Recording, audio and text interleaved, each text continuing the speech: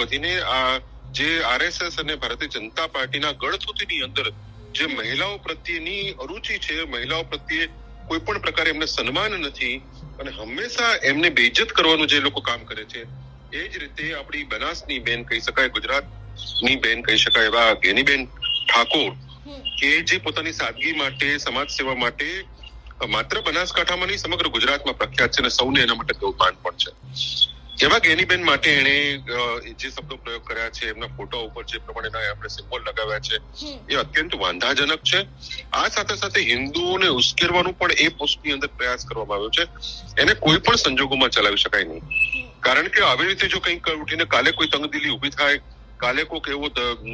ધર્માંધ માણસ કઈ પગલું ભરી બેસે, જે પ્રકારે અત્યારે ઉત્તર પ્રદેશ અને બિહાર હોય કે બીજા અન્ય રાજ્યોની અંદર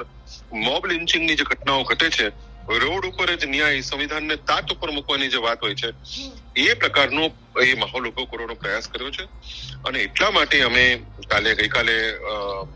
પોલીસ સ્ટેશન જઈ અને